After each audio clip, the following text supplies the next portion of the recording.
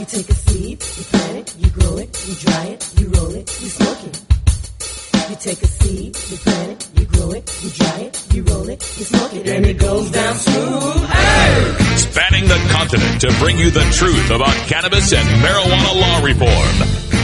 I smoke pot and I like it a lot. From the promise of legalization. And I think we need to rethink and decriminalize our marijuana laws. To the agony of prohibition. One major responsibility is to encourage people to use less drugs. The National Organization for the Reform of Marijuana Laws presents NORML Show Live, Marijuana Nation. Now, here's your host, NORML's Outreach Coordinator, Radical Russ Belville. All right, everybody, welcome to NORML Show Live, the voice of the marijuana nation. 60 minutes of live news, talk, and information by, for, and about the cannabis community. Thanks for joining us here. We want to thank all of our new viewers. We are just exploding in watchers all over the Stick'em stream that we've got going up at live.norml.org. We're here every weekday, Monday through Friday, 1 o'clock Pacific, 4 o'clock Eastern Time to get your latest news by, for, and about the cannabis community. And part of that community is my co-host and my special friend and half sister, Cannabis Carrie. Hey, Russ. Congratulations, Radical Russ, on getting on the front page of Huffington Post. Ooh, unbelievable. Yes, I got a piece up on the Huffington Post. We'll be talking about that today. At the bottom of the hour, about 1:45, we'll be speaking to Douglas Hyatt. He's an attorney in Seattle, Washington, who defended Tim Guerin, among other people, who was a legal medical marijuana patient who was kicked off the liver transplant list because of his medical marijuana use. And, of course, he did pass away. So we are going to be talking about that tragedy. We'll also be joined by Paul Armentano at 1:30. He's NORML's deputy director, and he's going to talk about the latest studies on cannabis and cancer. You'll want to stay tuned for that. We've also got Daily Toker Tunes at 20 after the hour. Today is Roots Monday, and Carrie will be bringing us some music for today. And, of course, the headlines right after this segment. But before we get into all of that, I got to talk just a little bit about yesterday's day on the television. That's right, football games, the conference championships. It was a beautiful day to behold in many, many ways, but we do have to offer sincere condolences to Carrie and her JETS Jets. I'm so sorry, Carrie. No, I'm very proud. What a fantastic season those guys have, and we're looking forward to next year. Oh, yeah. And, of course, a certain number 4 who plays for the Minnesota Vikings managed to lose his game to the New Orleans Saints. And, of course, we here at NORML Show Live don't want to take too much time on this, being it's not a football show or anything. But I thought it was kind of interesting how Brett Favre, once again in a conference championship game, managed to lose a winnable game by throwing a ill-advised interception in a game that went to overtime. But hey, Vikings fans, at least he didn't do it at your home.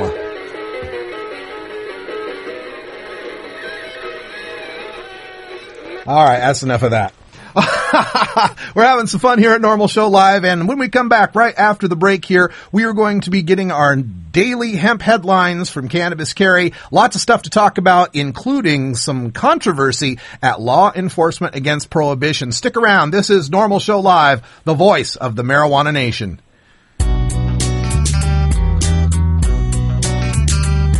Look, when I was a kid, I inhaled frequently. That was the point. Remember, Mr. President, you once were just one bust away from being Barry the drug criminal. Life ain't a box of chocolates gum. That's why people smoke weed and take bumps and drink way too damn much and get drunk and do it all over again first of the month. Hello, I'm Paul Stanford from the Hemp and Cannabis Foundation, or THCF. Medical marijuana is legal in 13 states today, and THCF has clinics in 8 of those states. Our doctors help qualified patients obtain an authorization for medical marijuana in their state. Patients are eligible for medical marijuana with a history of either severe chronic pain and or nausea, cancer, AIDS or HIV, hepatitis, glaucoma, seizure disorders like epilepsy, chronic muscle spasms such as multiple sclerosis or asthma, neurodegenerative diseases such as Alzheimer's, and gastrointestinal disorders like IBS or Crohn's disease. If you or someone you know has one of these conditions, our doctors will help you obtain a permit for medical marijuana. THCF Medical Clinics has offices in Washington State, Oregon, California, Colorado, Hawaii, Nevada, Montana, and now Michigan. Call 1-800-723-0188 or go to the web at hemp.org or 1-800-723-0188.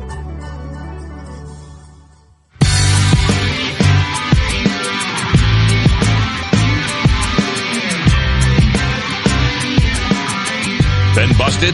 Need a lawyer? Call the NORML Legal Committee for an attorney near you. Find one at NORML.org. Remember, attorneys are cheaper than a lifelong criminal drug record. It's that freedom.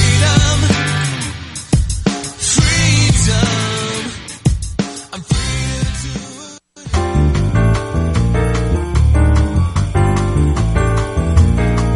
to Medical marijuana, industrial hemp, consumer cannabis. It's time for this week's NORML News with Cannabis Carrie. The Alaskan Court of Appeals has shot down a couple's religious defense to marijuana possession charges.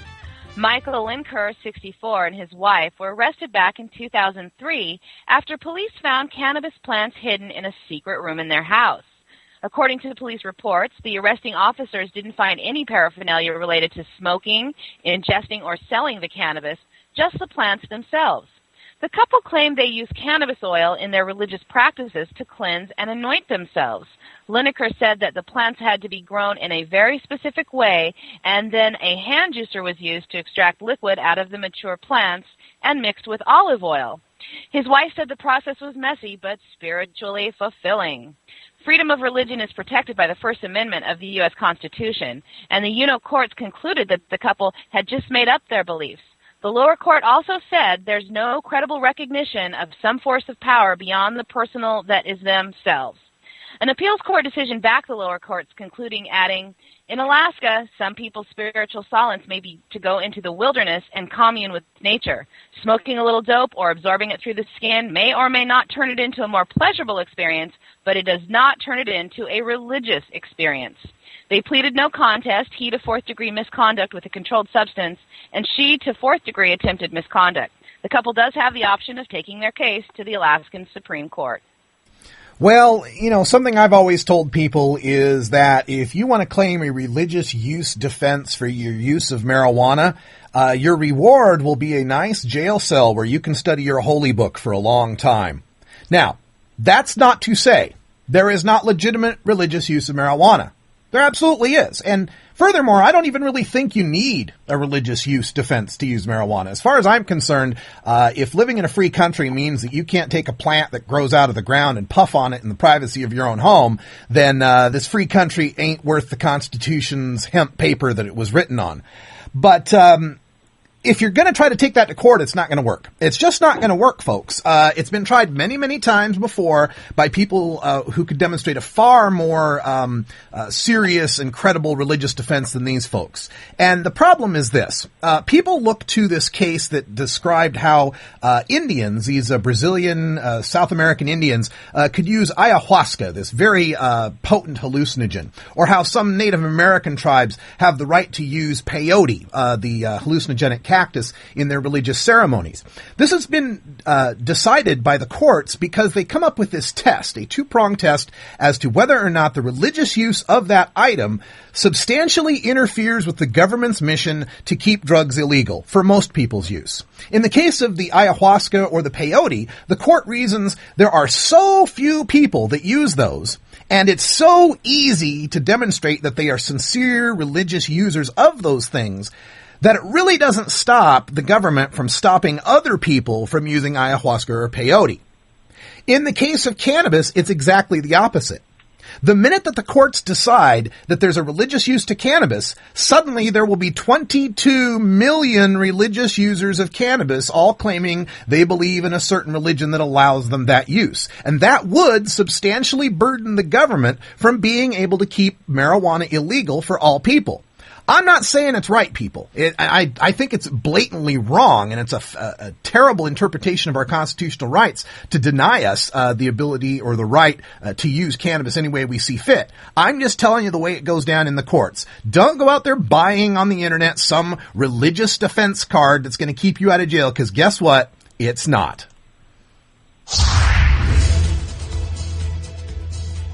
The Associated Press is reporting that Mexican musicians could face jail time if they write or perform songs glorifying drug trafficking. In the latest hysterical move by Mexico's ruling party, the National Action Party, proposed legislation would mean sentences of up to 3 years for offenders. The target of the proposed legislation are ballads known as narcocorridos that often describe drug trafficking and violence and are popular among norteño bands, the northern music of Mexico that has given rise to the Tejano music. Oscar Martin Aker, a National Action Party MP, told the Associated Press that his party's proposal was presented to Congress on Wednesday and was also intended to target low-budget films praising drug lords. He added that the proposal's intention was not to limit free expression, but to stop such performances from inciting crimes, claiming one alleged murderer had told police he became involved in crime because he liked the music. It remains unclear when the legislation will be voted on, but it seems if the Mexican authorities are unable to rid their citizens of controlled substances, it seems unlikely that they would be able to control the songs an artist would write. La cucaracha. Ya no puede caminar. You're listening to NORML Show Live. Porque le falta marihuana que fumar. Yeah, it's the music. The voice of the marijuana nation. That's what we do. If we're going to stop the deaths and the violence and the corruption from the drug war in Mexico, by God, arrest a few Mexican musicians. That'll take care of it. Yeah, that'll solve the problem. Oh, my God. Don't these people ever learn that art and artists reflect reality, right? If the reality is that the only people in Mexico who can have the Mexican dream of having, I don't know, tons of money and freedom and status and power are the ones who are involved in illegal drugs, then that's what the musicians are going to sing about, okay? They sing about their reality. They sing about what it is. Art reflects life. It doesn't go the other way around here. No matter what, if one guy heard a song and decided he wanted to join the bad guys. Come on here. This is the stupidest thing I've heard since we go back to George H.W. Bush, going after Ice-T for Cop Killer. It didn't work then. It's not going to work now. And in a compelling story that is playing out on the New Hampshire activist website, freekey.com, we have an update on the story of recently reactivated police officer Bradley Jardis. Jardis was targeted by his superiors, allegedly because of his involvement with LEAP, Law Enforcement Against Prohibition. Jardis was disciplined last October and more recently had passed a recommended psychological evaluation that cleared him to return to work. On the eve of returning, Officer Jardis wrote a courageous and controversial statement and posted it on the Free Keene website. In it, he vowed to never arrest another sick individual for the use of medical marijuana. In response, LEAP's director Jack Cole has asked Jardis to leave the organization, or at least to immediately stop referring to himself as a member of the cannabis activist group. He lists his reason in a letter to Officer Jardis stating, "It has come to LEAP's attention that you have chosen to violate the oath you took on joining the police department to enforce all the laws of the federal and state governments in which your police department has jurisdiction. And worse, you are calling on other law enforcement officials to violate their oath of office." Now, the Post has received dozens of comments on this case, and most are in support of Officer Brad Jardis. I just wanted to remind people that he has been a New Hampshire police officer for over a decade. This is a tough story to have to report because I can see the points on both sides here. Officer Jardis is clear in his belief that the New Hampshire Constitution forbids him from arresting people for the medical use of marijuana. And in stating that he's not going to do that anymore, he believes that he is obeying his oath as an officer to protect, preserve, and defend the Constitution of both the United States and of the state of New Hampshire. On the other hand, I can see the point that the people at LEAP are making, that they want to make inroads into the law enforcement community, and the law enforcement community is, by and large, dedicated to the notion that we don't make the laws, we just enforce them. And no matter how bad the law is, they feel it's their job to enforce it. And if officers were just to go around saying, don't enforce this law, don't enforce that law, there could be chaos. So I can understand both points. But I got to come down to this, and it's the notion of an officer's discretion. Officers have the discretion as they're out in the field to enforce laws as it would seem reasonable in their day-to-day patrols. For example, they don't go and give litter citations to every single bum standing on the corner flicking cigarette butts into the gutter. I wish they would, but that's not what happens because obviously it's not a effective use of their time to be doing so.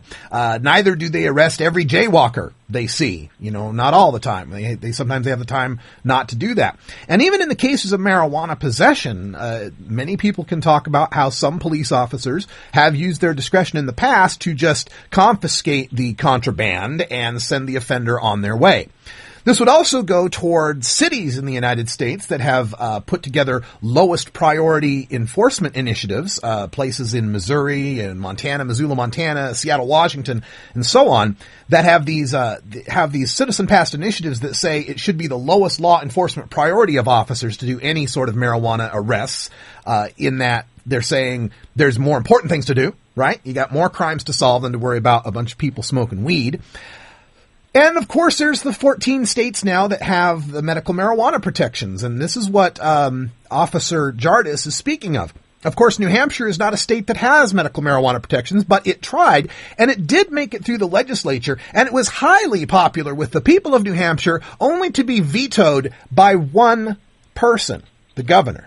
Right? So there's only one person really in New Hampshire here who has any power to do anything about it that is against medical marijuana. The people overwhelmingly support it. The comments I'm finding at normal.org and stash.normal.org, our blog here for the show, seem to be overwhelmingly in favor of Officer Jardis.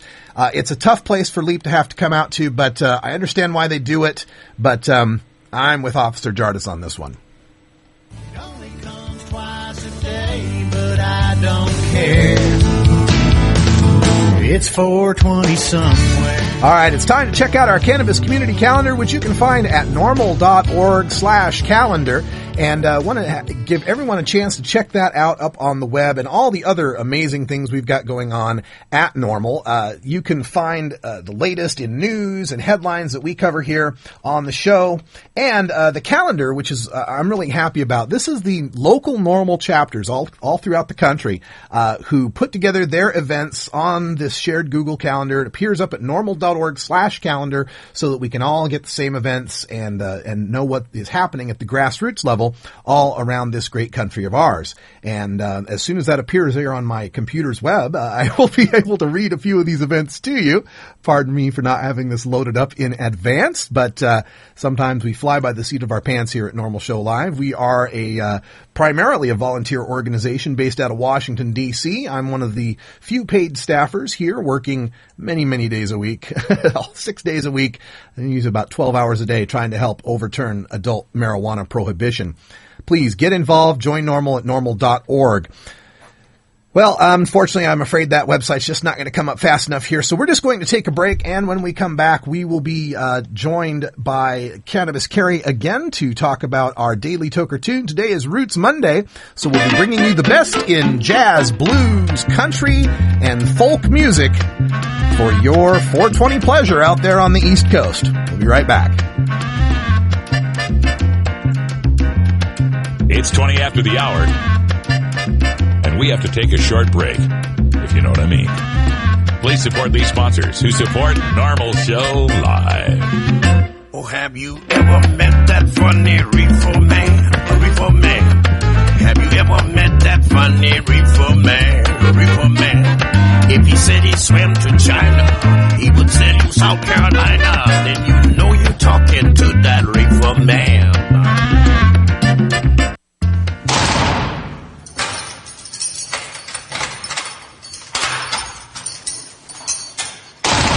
Law420.com.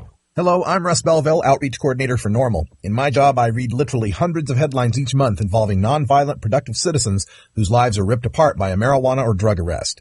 Many citizens could avoid arrest by refusing police searches and remaining silent, but police are well trained to confuse and intimidate. That's why you have a right to speak to an attorney before answering any police questions. I hope you never need to exercise that right, but if you do, make your first call to the law offices of John C. Lucy IV. John Lucy is an accomplished criminal defense attorney with expertise in Oregon's medical marijuana law. John Lucy understands and respects cannabis and drug consumers of all backgrounds. Call John C. Lucy IV at 503-227-6000 or visit in downtown Portland. Address available at law420.com. That's John C. Lucy IV at 503-227-6000 or visit law420.com today.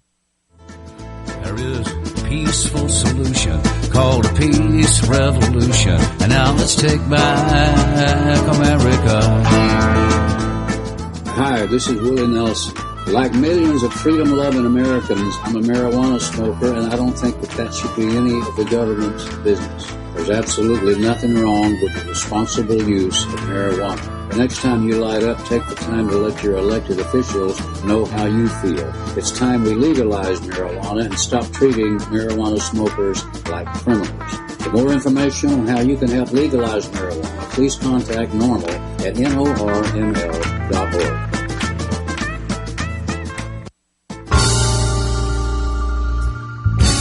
All right, it's 21 after the hour. Time for our tunes. It's time for your Daily Toker Tunes, the best in 420-friendly music from all genres that uplifts, entertains, and informs the public.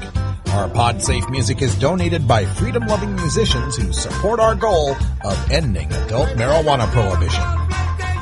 Today we bring you tunes for Roots Monday, our celebration of the music that evolved into the popular modern music of today.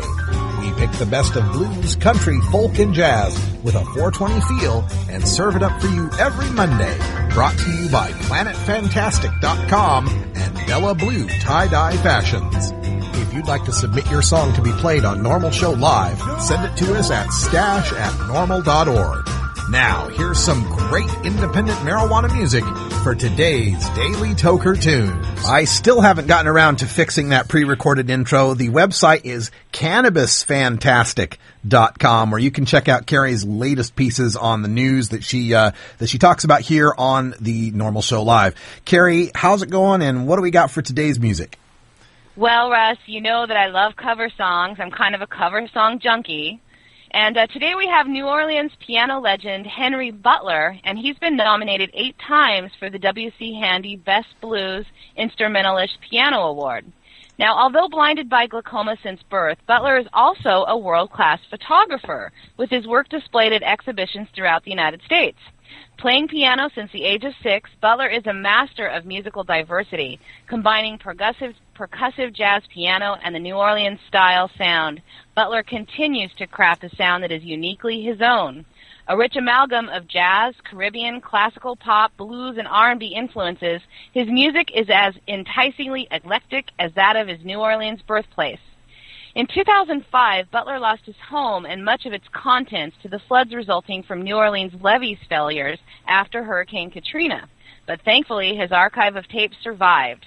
Today's track is a live performance of Butler's piano jazzed-out version of the Otis Redding classic Dock of the Bay, a song that has always had a wonderful Toker connection for me. You can visit henrybutler.com to learn more about this jazz man and hear some more of his music. So without much more, here is Henry Butler and Dock of the Bay. All right, some great Toker music from Louisiana in celebration of the Saints. Henry Butler, Dock of the Bay.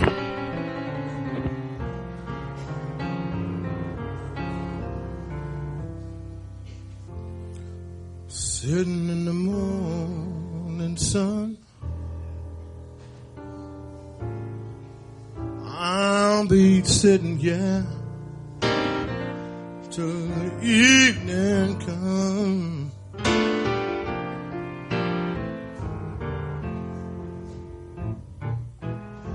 Watching the ship roll in, and I watch them roll away again.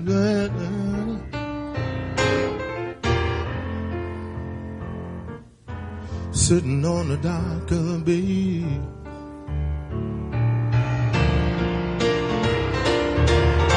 watching time roll away.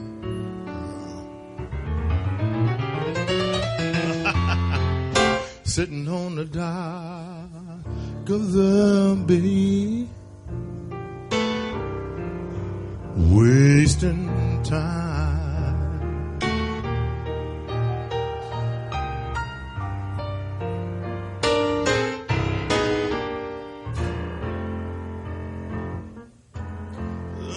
My home in Georgia, headed for the Frisco Bay.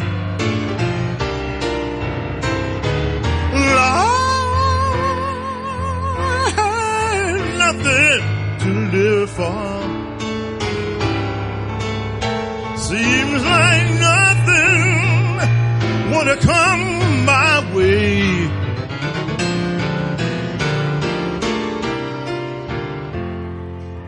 Sitting on the dock of the bay,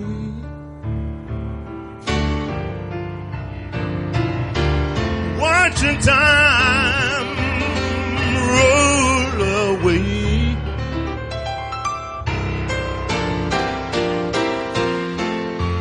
Sitting on the dock of the bay,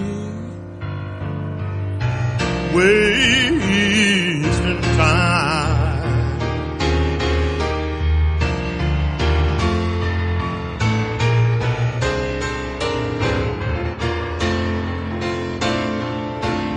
Looks like nothing's gonna change.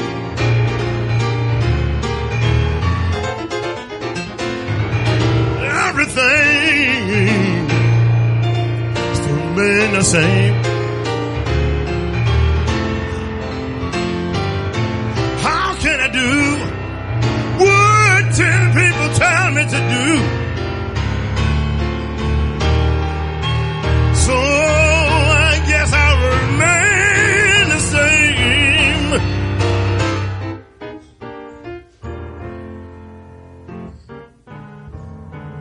Sitting here resting my bones,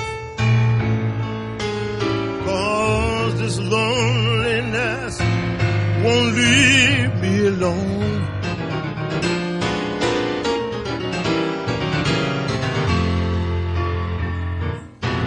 "2,000 miles I roam just to make the start my home." That's why I'm sitting on the dock of the bay, watching the time roll away. Ooh. Sitting on the dock of the bay, wasting time.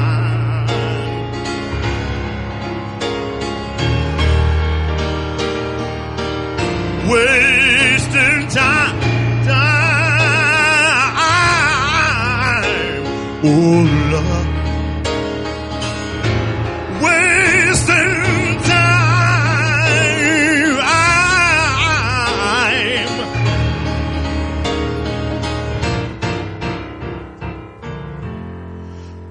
Wasting time.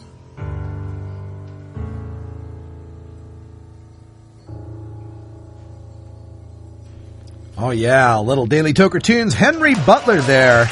Live performance of Dock of the Bay. Thanks, Cannabis Carry, for bringing us that tune.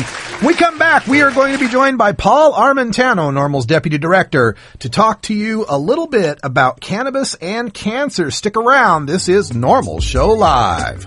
If I were to tell you that in America, right now, over 1 million children sell marijuana, what would you think?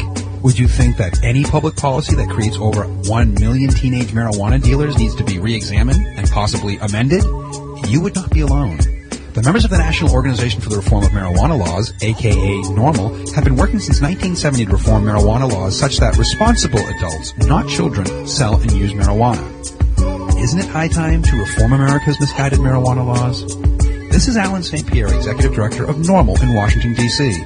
Only concerned citizens can effectively end the federal government's nearly 70-year-old prohibition on responsible adult marijuana sales and use. Want to know more about how you can help? Contact us at NORML, toll-free, 888-67-NORML, or by visiting the organization's popular and informative webpage at NORML, NORML.org. Starfish Designs, makers of the original Gandalf. I'm Radical Russ, and when I want to relax, I always have my 17-inch long original Gandalf from Starfish Designs nearby. The hand-blown borosilicate glass is strong and easy to clean, and the design is sleek and sophisticated. Starfish Designs are available from Bend, Oregon at a glass retailer near you. For locations, call 541-788-GLASS. That's 541-788-4527. High as a kite, everybody! This drug in front of me is what they call marijuana. If we had a dime for every dime bag bought in America, marijuana would be legal by now. Donate to NORML at NORML.org and support NORML Show Live. Going too light. I want to remind everyone you can get the archives of every NORML Show Live at the Stash blog, stash.norml.org. For almost 40 years, NORML has been the place to go for the latest studies and news on marijuana science, policy, and activism. For over a decade, one man at NORML has written and reviewed more studies and news stories regarding marijuana than almost anyone on the planet. First as Senior Policy Analyst and now as Deputy Director, NORML's Paul Armentano has written for major newspapers, academic journals, and magazines on the subject of cannabis and is frequently requested as an expert witness in the courtroom. His knowledge and experience are an amazing asset to the cannabis community. Available to you now in a segment we call Behind the Headlines with Paul Armentano. Paul Armentano joined us by telephone from the Bay Area in California. Paul, how are you doing today? I'm hanging in there, Russ. Glad to hear it. We bring you here today to discuss some recent studies. A lot of people talk about cannabis and cancer. On one side, you've got the prohibitionists saying if you smoke a joint, it's like 400 cigarettes, you're going to get lung cancer and die. And on the other side, sometimes on our side, we have people saying, well, you smoke marijuana, you'll never get cancer, you'll live to be 118. So where does the truth lie? What can you tell us about the latest studies on cannabis and cancer? Well, as I'm sure many of your listeners would expect, the truth falls somewhere in the middle, or if not in the middle, at least quite a bit closer to those that are saying that cannabis has the ability to potentially treat, if not cure, cancer. This idea that the equivalent of one marijuana cigarette is like X number of tobacco cigarettes, or this notion that if you use marijuana, you will be diagnosed later in life with lung cancer, has really been debunked quite consistently. And in fact, the government's top researcher on this issue, Donald Tashkin, who was affiliated with the University of California at Los Angeles, he recently wrote an affidavit for the Assembly Criminal Justice and Health Committee in California, documenting that through his 30 years of research on this subject and having published over 89 different papers looking at marijuana in cancer, he's convinced that marijuana smoking is not a significant risk for either COPD or cancers of the lung or aerodigestive tract. So if that's his conclusion, I think that's the conclusion that's good enough for our community as well. Yeah, and for folks who don't know that, COPD, he mentions, that's chronic obstructive pulmonary disease, a big lung disease, and marijuana smokers haven't been shown to, just marijuana-only smokers, we should be clear, haven't been shown to have any higher incidence of COPD. One thing that has happened recently with respect to cannabis and cancer happened last year when the California Environmental Protection Agency declared the constituent chemicals in cannabis smoke to be carcinogens. And, of course, the prohibitionists have picked that up and run with it, saying, see, marijuana causes cancer and you shouldn't take it. So what's the real truth on that one? Well, here's what's going on, and you know, there's really a lot going on. We know that when there is combustion, there is the formation of potentially carcinogenic materials. Whether we're talking about combustion of tobacco, combustion of firewood, combustion of marijuana, you name it. But the risk is the combustion itself and the chemicals that are produced at the point of combustion. So when we're talking about burning smoke and someone inhaling burning smoke, there is a risk of that person inhaling certain carcinogens. So it's not surprising that the California EPA deemed marijuana smoke, not marijuana itself, but the smoke from marijuana, to be a potential carcinogen. There are literally hundreds and hundreds of different chemicals on California's carcinogenic list, marijuana smoke literally just being one of hundreds of those. But what we need to talk about is not just the marijuana smoke, but we need to talk about marijuana itself. There are compounds in marijuana that clearly have anti-cancer properties. THC is one of those, and there are several others. Cannabidiol, CBN, CBC. These chemicals have been studied now for over 35 years. They've been isolated and shown to have anti-cancer properties in different lines of cancerous cells and tumors, and they've been used synergistically and shown to have anti-cancer properties in different types of cancer cells and cancer lines. So while there may be some potential carcinogenic risks in the smoke caused by burning marijuana, these risks appear to be offset by the anti-cancer properties in marijuana itself. I should also mention that unlike tobacco smoke, which actually can constrict the airways, the cannabinoids in marijuana are bronchodilators, which means they expand the airways. And that's likely why you don't see this association between marijuana smoke and COPD, an association that you do see with tobacco smoking. So just to clarify, the combustion itself poses the risk, but there's compounds in marijuana that offset that risk. And of course, if somebody wanted to avoid the combustion altogether, they could pursue other alternative ways of ingesting marijuana beyond inhalation. For instance, they could use vaporization, which heats the active components in marijuana to the point where they turn into a vapor, but not to the point where the surrounding material reaches the point of combustion. Mm-hmm.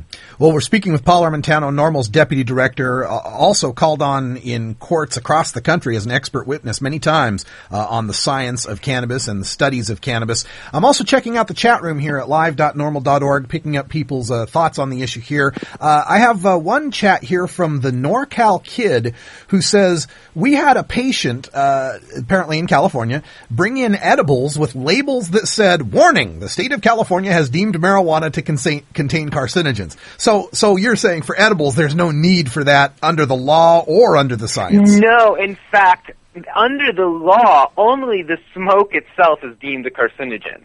So an edible product or a tincture would not need to contain this warning label. In fact, under the law, it is only businesses that I believe have 10 or more people, 10 or more employees that may be exposed to the potential to a carcinogen that is on this list. It is only in those instances where that place of employment would need to adhere some sort or post some sort of warning label. To give people some perspective who don't live in California, alcohol is on the carcinogen list in California. So is aspirin. You do not, when you buy a bottle of alcohol in California, there is no warning label on it specific to the state of California saying this product is carcinogenic. When you buy a bottle of aspirin in the state of California, there's no warning label from the state of California saying this product is carcinogenic. So this belief that dispensaries or other sellers of medical marijuana products would have to impose some sort of warning label that these other products don't, I don't believe is the case at all. Okay. Got a question here in the chat room from Mike Can, one of our great activists out in Boston, Massachusetts. Does some great work out there with the Boston Freedom Rally and so much more with MassCan NORML. He's got a question here about joints and saying, so because the combustion is the problem, is the paper in a joint also something that could be carcinogenic, and should people stay away from joints for that reason?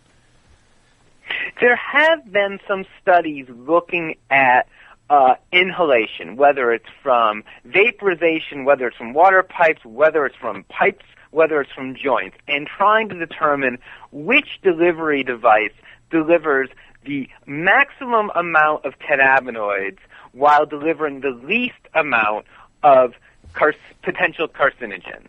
And what those studies have found, and there's several of them now, is that vaporization tends to be the most efficient and safest way to deliver the maximum volume of cannabinoids while eliminating the majority of carcinogenic smoke. The second most effective way after vaporization, however, is in fact joints. And this has to do with the fact that water pipes don't eliminate much of the particulates and other contaminants in combustion. It has to do with when a person's using a pipe, they lose many of the cannabinoids are lost in side stream smoke. So if somebody is looking for potentially an effective and safer alternative that isn't vaporization, it appears that joints are the way to go. Okay, so vaporization first, joints second, and we'll leave it at that, I suppose. Before we let you go, Paul, is there any new breaking studies or information with regard to long-term use of cannabis by people and their likelihood of getting cancer, or anything that we'd want to leave on today? Well, there was a study, and you mentioned it in your news report a couple weeks ago, that found that the anti-cancer properties of marijuana work better as a whole as opposed to simply taking different constituents of the marijuana plant and applying them individually to the point of cancer. I thought that was a very interesting study. There was a study published about 3 or 4 months ago that looked at long-term marijuana smoking in humans and looked to assess whether these users of marijuana would have a higher or lower risk of cancers of the head and neck. And what it found was that moderate users of marijuana for about 20 years had a statistically significantly lower risk of having marijuana than people that didn't use marijuana at all. What was especially interesting about that study was they found that individuals who had high risk factors for coming down with cancer of the head and neck, and specifically that was tobacco smoking and alcohol use.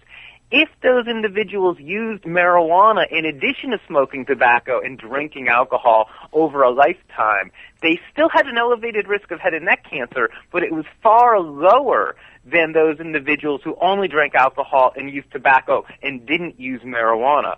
So that was a very compelling study showing that there is likely some sort of safety buffer from the long-term use of marijuana, at least as it pertained to head and neck cancer. Wow, that's some amazing stuff. You can catch all of these studies listed up at NORML.org, and Paul has written up many of them on the NORML blog at blog.norml.org. And thanks so much, Paul, for calling in today and dishing out some science for our listeners. No problem, Russ. Always good to be here. All right. When we come back, we're going to be speaking with Douglas Hyatt. He's an attorney in Seattle, Washington, who defended Tim Guerin, a medical marijuana patient who was given a death sentence when he was kicked off the liver transplant list for using medical marijuana. This is NORML Show Live, the voice of the marijuana nation. We'll be right back after this.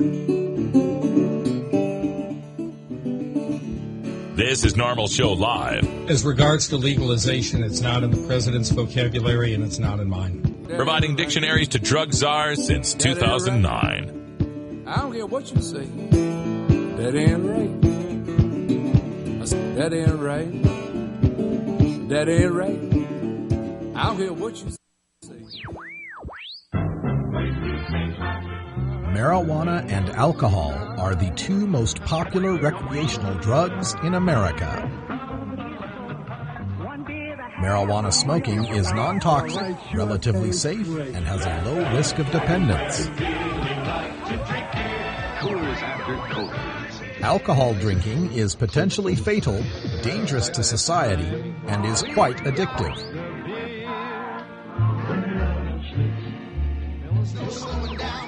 Marijuana is safer, so why are we driving people to drink? That's the question of the new book, Marijuana is Safer, So Why Are We Driving People to Drink? By Paul Armentano, Mason Tvert, and Steve Fox.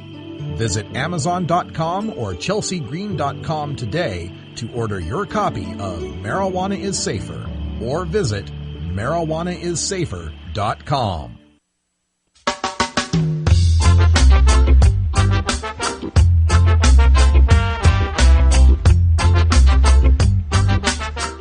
You really want to legalize marijuana? Prove it. Join NORML today at NORML.org, and your donation will help us spread the growing truth about cannabis. Free speech ain't free, you know. Free the ganja tree, it's the healing of the nation. Free the Cali weed, good for meditation. Free the pot smokers, they renal delight. Lighting up the chalice, they keep no malice. Free the marijuana. Come on, say free the marijuana. Welcome back. NORML Show Live, voice of the marijuana nation. It's 47 after the hour, and we're talking about a very important story here in the cannabis community. This is something I'm kind of proud of because I've just broken this story to the mainstream media, at least as mainstream as it gets in the blogosphere. I have a post now up, my first ever post at the Huffington Post, which is a very influential progressive blog started by Arianna Huffington, referenced by the mainstream media all the time. And the title of the post is called The Denial of Organ Transplants to Medical Marijuana Patients. And I begin by saying medical marijuana activists like to claim that cannabis has never killed anyone. While it is true that cannabis is remarkably non-toxic, the safest therapeutically active substance known to man, according to a DEA judge, medical marijuana use has actually killed many people in the United States. Because in the 14 states that allow medicinal use of cannabis, a registered patient in need of a life-saving organ transplant can be denied, can be kicked off of an organ transplant list for supposedly being a drug abuser, using a illicit drug of abuse. And for people like Tim Guerin of Seattle, that was a death sentence. Joining me by telephone is Douglas Hyatt, a member of the NORML Legal Committee and also the chief petitioner on a new marijuana legalization proposal in the Evergreen State. He defended Tim Guerin and countless other medical marijuana patients. Douglas, welcome to the show. Great to be here with you, man. Doug, I filled people in just a little bit on the Tim Guerin story. Could you give folks the background on what happened with Tim? Well, Tim Guerin was a guy who was a medical marijuana patient, and he had a hepatitis B virus, and he was in line to get a liver transplant because he had a real serious form of hep C. It was very virulent, and it was destroying his liver. and he was looking at the necessity of a transplant. And he had started down that path with a couple of different hospitals up here. When I first got involved with him, I got involved with him because he had a bust.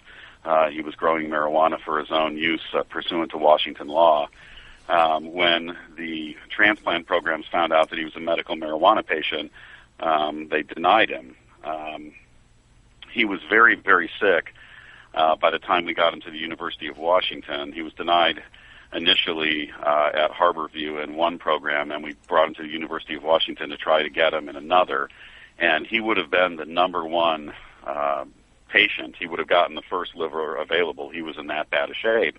But they told him that he had to go through drug rehab and be clean from marijuana for 6 months before he could qualify for a transplant. And like I said, I threatened to sue them, and I just threw a temper tantrum over that. And then they reconsidered, and after they reconsidered, they came back and said no, they still felt like he needed to go to a 30-day drug, treatment program. And I was in the room with the doctor when he was telling my client this, and I'm like, but he's going to die in 2 or 3 days. This is ridiculous. And, the doctor just sat there and looked at him, and over the next 2 weeks at Bailey Boucher Hospice here in Seattle, I watched him die for no reason. We're speaking with Douglas Hyatt, a attorney in Seattle, Washington, who defended Tim Guerin, a medical marijuana patient who died because he was not allowed to be on the liver transplant list because of this criminal prohibition on marijuana and the crazy things that happened because of it. But Tim is not your only defendant in this sort of situation. No, the amazing thing was, and I didn't tell. I promised Tim when he was alive that I would, look out for that when he was still alive that I would look out for his son.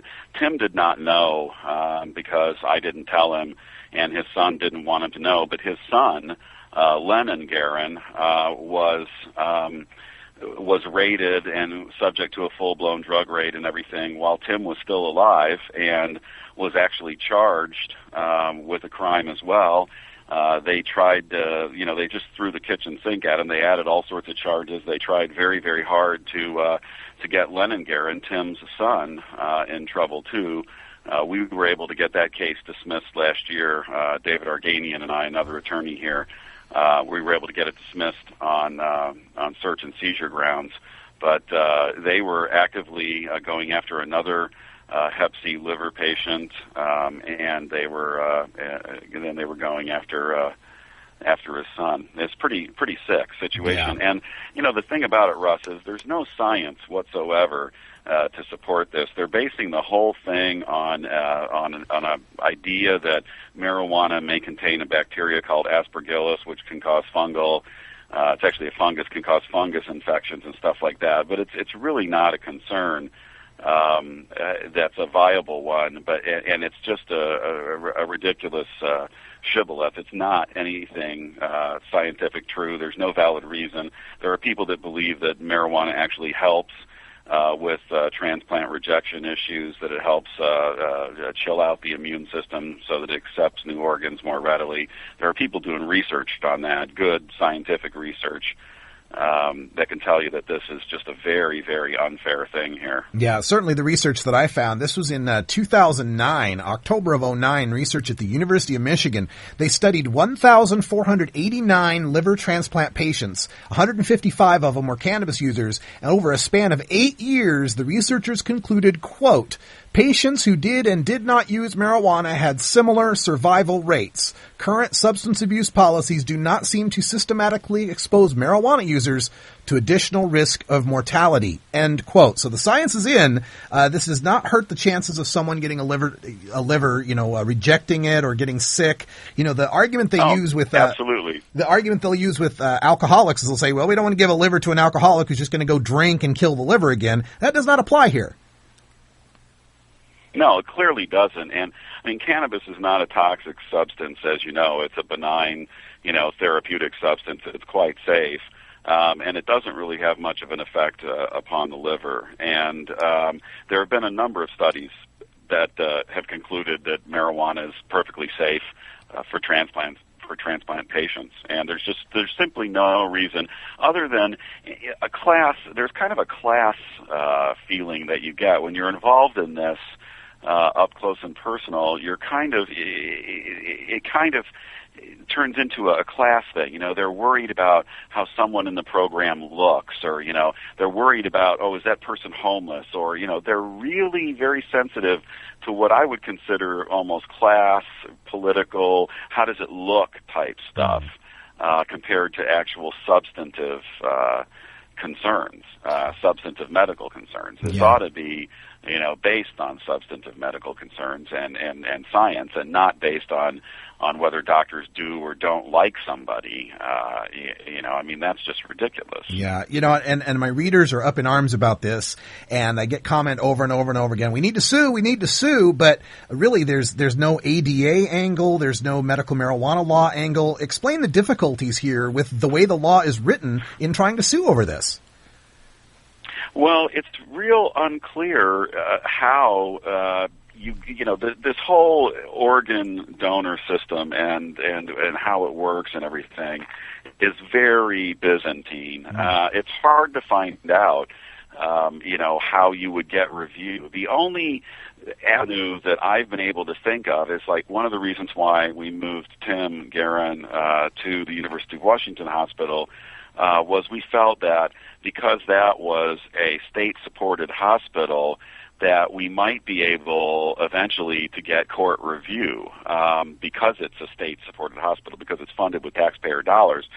They would need to be able to prove that the system is fair, that it's not discriminatory, that it has objective criteria and stuff like that. So we thought there might be a chance that we might be able to get a lawsuit going there. At a public institution.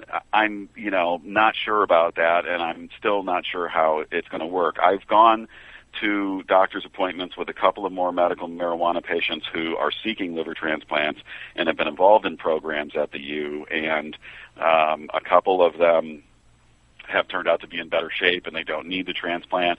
So we haven't had a situation come back up yet where it's appropriate to sue. And so I don't know, you know, exactly where we're going or what the next step is. Like I said, I've got a couple of patients, medical marijuana patients, who may very well need, you know, to access the transplant program, and I'm kind of waiting to see. It's very expensive litigation. It's you know, civil litigation where you have to do a lot of depositions and you have to build a lot of a huge record and stuff like that. So it's going to be very expensive litigation, and I really need to get a war chest before we start in on something like that. Well, I encourage anyone who's interested in donating to that war chest to send me an email at stash@normal.org, and I'll see that it makes its way to Doug Hyatt for defending these people. This is a travesty of justice. It's insane.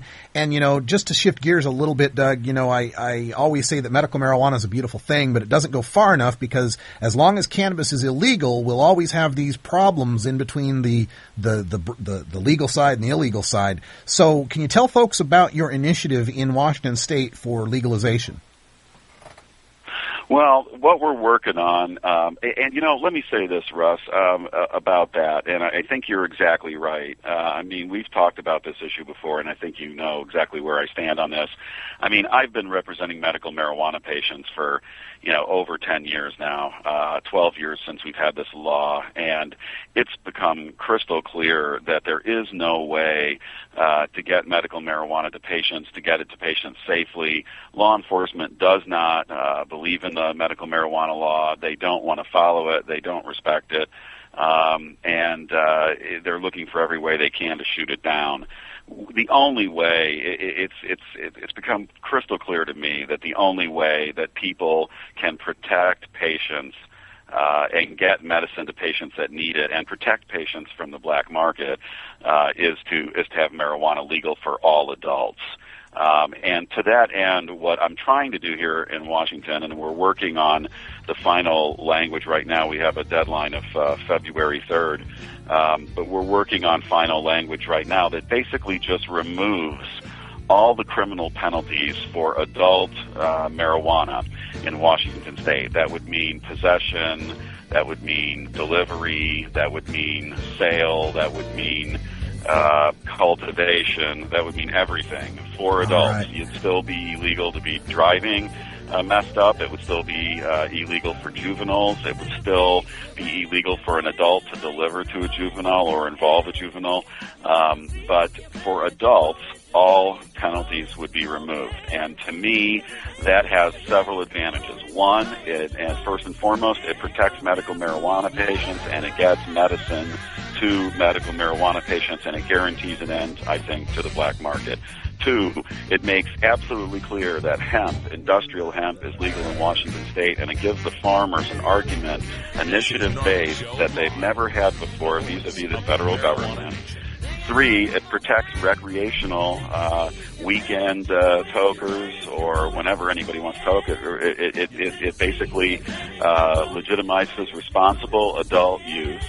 And four, if you're a ends the drug war person or a drug reform person, it's going to save about $150 million or more a year in ridiculous wasted costs. And so I think that all those things support the initiative. Yes, exactly, and we want everyone to get involved with that. If you're interested in helping legalize marijuana in the state of Washington, send me an email at stash@normal.org, and we'll be sure to get to that. And Douglas Hyatt, thank you so much for joining us here on the show. We hope to talk to you again sometime.